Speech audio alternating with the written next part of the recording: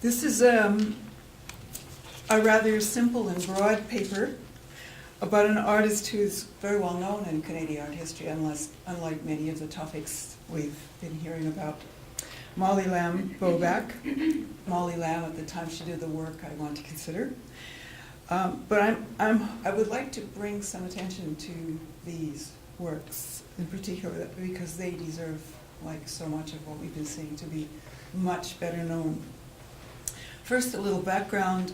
You will very likely know her portrait of Private Roy from 1946, which is very often reproduced in Canadian art history and military history to represent the women of World War II, the diversity of the Canadian Women's Army Corps in particular,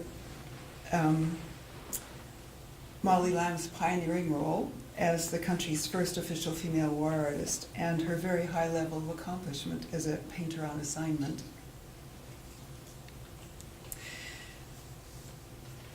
That painting of Private Roy is one of more than 100 works by the artist in the Canadian War Museum now. The Private was, like Molly Lamb herself, a member of the Canadian Women's Army Corps. The artist sketched Private Roy several times in a military canteen in Halifax before she shipped overseas for a 12-week tour of duty in France and the Netherlands and Germany as a war artist. And then, following the usual procedure, the oil painting of Private Roy was made in the studio, like all the other oils in the War Museum, after the return from the tour of duty. Another Canadian artist, also well known, Peggy MacLeod, also made records of the women's services, but as a civilian, under a 1944 commission from the National Gallery.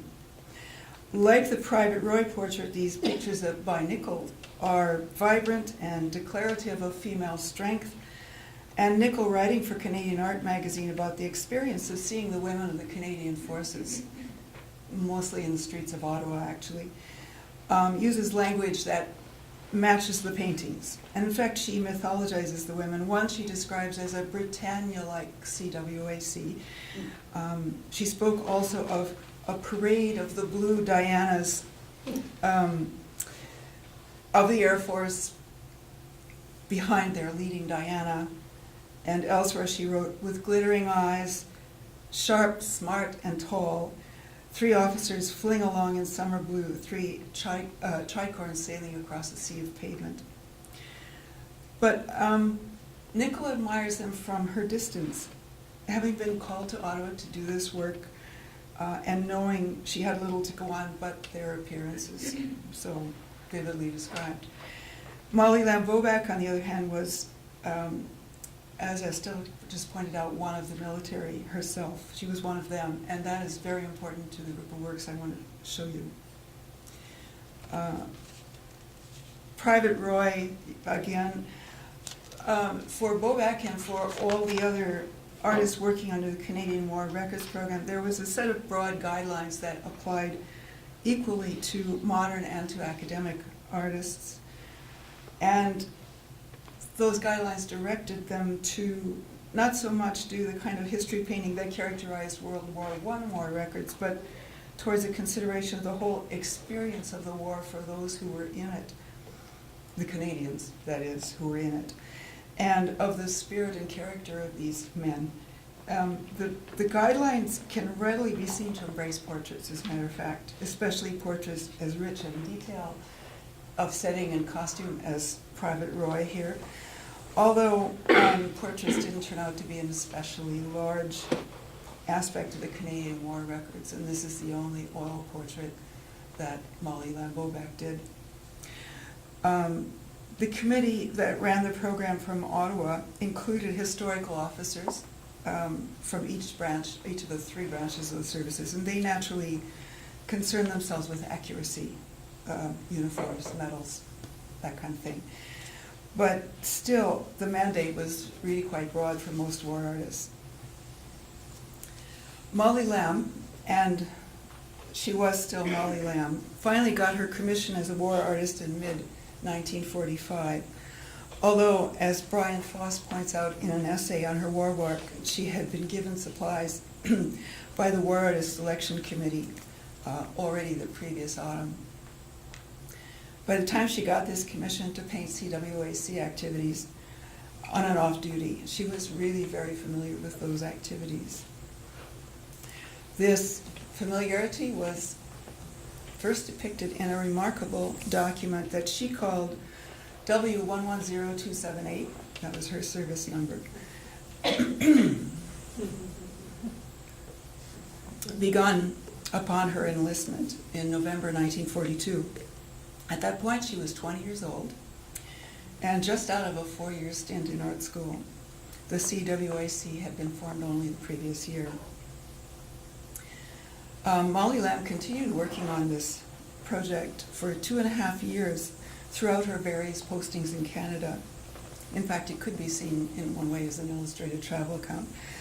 The last entry was made in June 1945 on the train to Halifax for her overseas tour of duty. Once she was officially a war artist, her work really belonged to the country. Another example of these, A.Y. Jackson called W110278 a sketchbook and diary combined. So way an older contemporary artist saw it. Tough job carrying it around, he remarked. And that is because it was about 46 by 31 centimeters, 12 by 18 inches, and in addition was in a larger portfolio that she had made for it.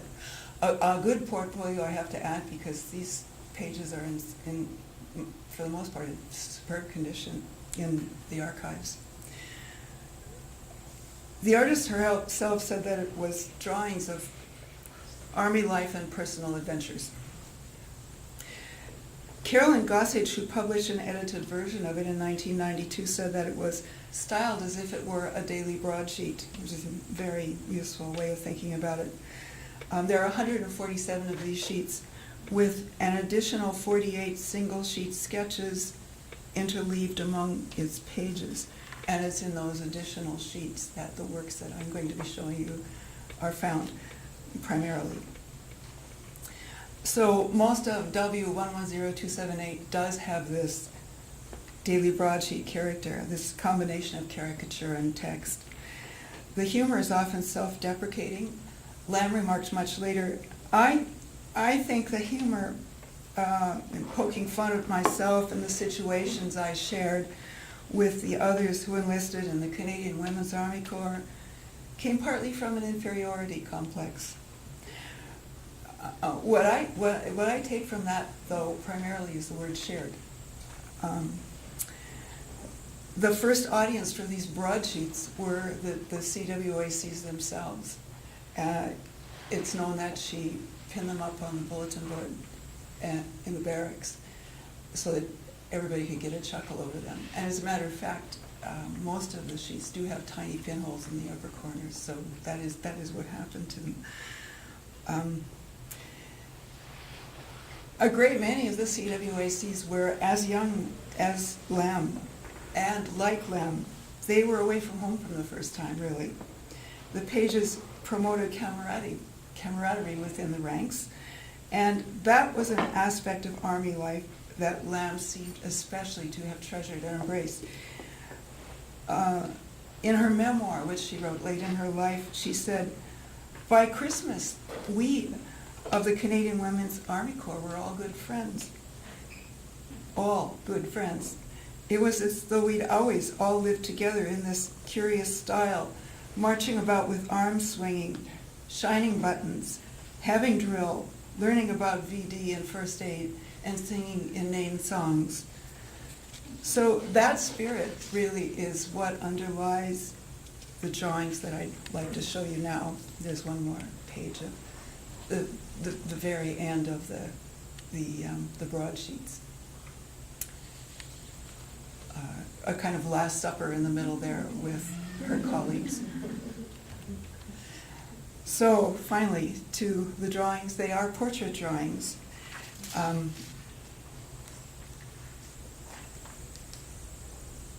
And most of the ones I've seen, either in the original or in reproduction, are among those additional sheets in W110278. They're not dated like the broadsheet pages, but they are the same size, same good paper. Most are penciled, some with black ink and or charcoal added over that. The broadsheet pages also start with pencils. You're very clear that's very important to her working method. And then that was overlaid with black ink and very often with watercolor in the broadsheet pages. There are, by the way, 4 more of these drawings in the Canadian War Museum, so making those portrait drawings is a practice that she certainly carried on past W110278 and suggests they ought to be seen separately from that project, even though it was, you know, a major activity while she was doing that. They're utterly different from the broadsheet pages. They're also different from the rest of the official war work, and even from Private Roy's portrait, which is in oil and far weightier and more complete. But these are portraits in the fullest sense of the word, and fascinating and highly evocative of the lives and identities of their subjects. And my conviction then is that they should be seen as part of an important aspect of a larger tradition of Canadian portraiture, a tradition that itself really needs to be studied much more. According to Shearer West's definition of a portrait in her very fine history of Western portraiture, portraits nearly always require the presence of a specific person, or at least an image of that person, as part of the transaction between the artist and the sitter. And in contrast to the model, the identity of the sitter is fundamental to the portrait transaction. That's, for me, that's been a key definition in sorting these portrait drawings out from the rest of Lam's war activity, the rest of her war drawing and other war work. Because there are a few that are sort of moved towards a gray area. Excuse me. Molly Lamb said later that her 4 years of study at the Vancouver School of Art, quote, "We were taught to draw a lot. And I used to draw all my paintings more than painting." And that is a very fine comment applied to the war work, actually. With regard to these portraits, even the earliest of them, and this is evidently among the earliest, you can only tell by where they're slotted into the diary pages, show that Lamb had tremendous drawing skill with a great sensitivity of line, great control. She comes across, in other words, in these drawings, even at age 20, as a highly trained artist, and there is authority in the execution of the work.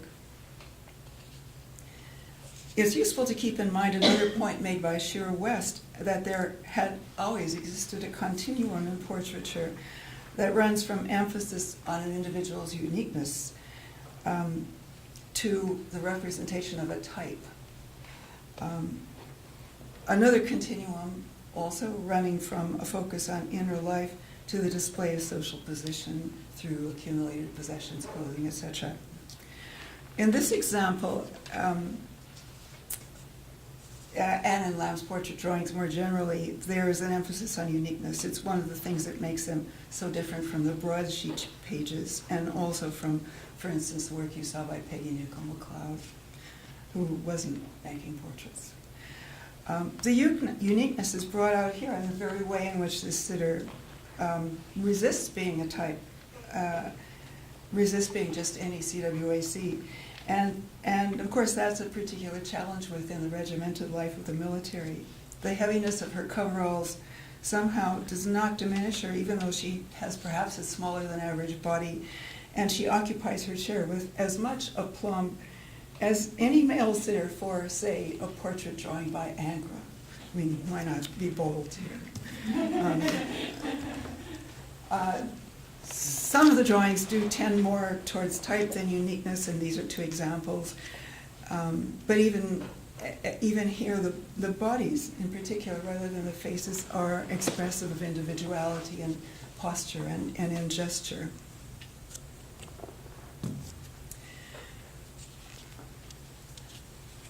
This portrait seems to project a certain moment in time, as portraits often do.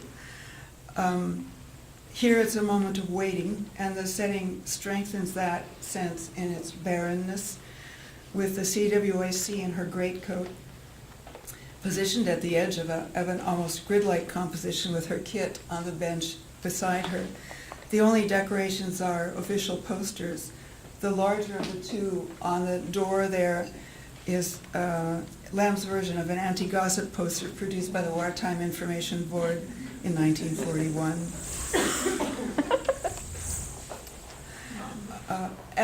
A little more biographical detail. In February of 1943, which is probably about when she made this, she was sent to an NCO school near Montreal, and after graduating as a Lance Corporal, a commission she actually lost quite quickly because she returned late from a trip. She was transferred to Toronto for an Army drafting course. While in Toronto, she took advantage of meeting up with A.Y. Jackson and showing her this unusual journal. Intent on becoming a war artist because the program was just starting, and she was actually introduced to Charles Comfort, who was back in town from working in it. She hitchhiked to Ottawa to plead for her case. At that time, she was assigned instead to work on technical drawings of engines, a job she was relieved didn't last long. But she sold 3 CWAC drawings to the Art Gallery of Toronto that July, and that September, New World Illustrated magazine published a series of them. I say this because it's all evidence of quite an entrepreneurial attitude, a diligent pursuit of professional opportunities, even at this age.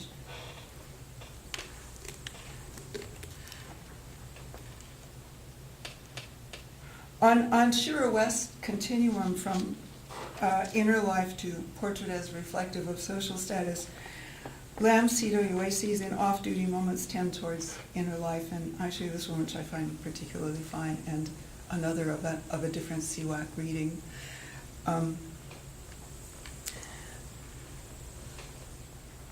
Being in the military, of course, visible signs of social status are replaced by uniform and insignia of rank. In fact, the insignia sometimes show up. You can often see the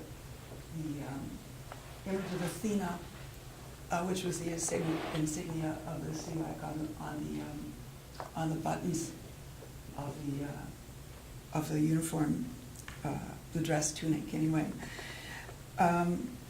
However, in private moments, these young women seem kind of unaffected by all the regimentation that's so vividly represented in the broadsheet pages. Molly Lamb actually drew little attention as well to the negotiation between her artist and sitter. That is an aspect of every single portrait made. And in fact, the CWACs that she portrays are mostly quite self-absorbed. They ignore her, and they create a sense of independent lives led by modern women. They do not need to smile at us or attract us. As a further example, where you can see the insignia especially well, actually.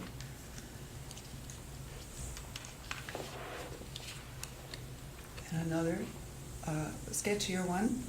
There is another point about her training at the Vancouver School of Art that she has mentioned often over the years.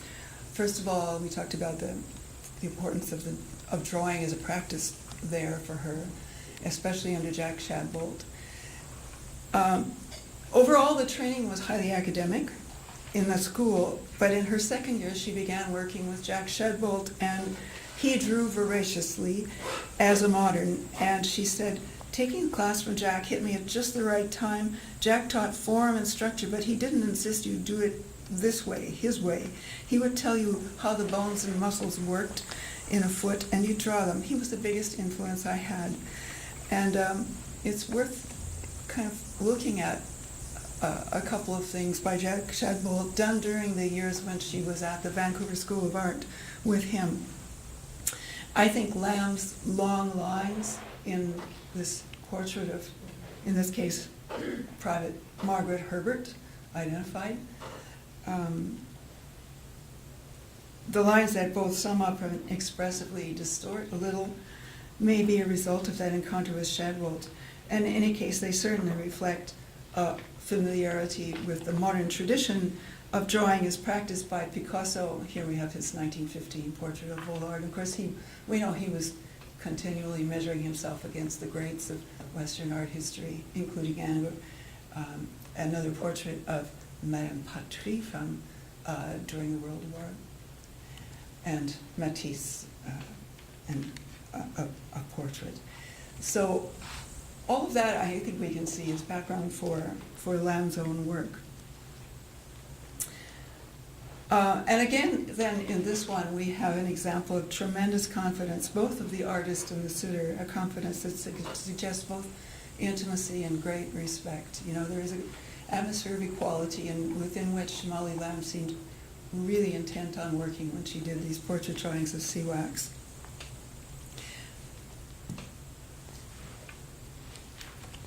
The negotiation between artist and sitter is certainly different when both are in positions of power, and I remind you of this by showing you some of the best-known portraits by artists working under the War Records program.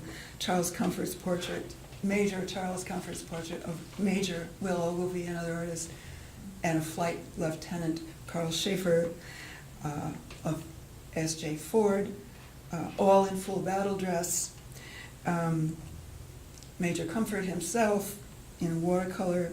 Also Charles Goldhammer's Sergeant Cam Taylor, again in full battle dress. There's less masculinizing in Eric Aldwinkle's Flight Officer, Bondoslawski, Navigator, or even less, I think, in this wonderful portrait by Mo Reinblatt of an aircraft man, Goldberg. It's old news that war exacerbates general differences, and yet it's worth reminding ourselves of these portraits by Molly Lamb's male counterparts in the Canadian War Records program in order to see the striking contrast to what Lamb has done here. A further example of an unidentified portrait by Academy artist Cleve Horne. This was reproduced as is taken from a reproduction in World Affairs magazine, 1942. It shows an even greater urge towards this kind of hyper-masculinity, almost to the point of caricature, actually. So Lamb was very familiar with, I think, Canadian art, modern Canadian art in general in those years, and because of her experience at the school and her experience in her own home. This is actually a portrait of her father, Harold Mortimer Lamb, by Varley.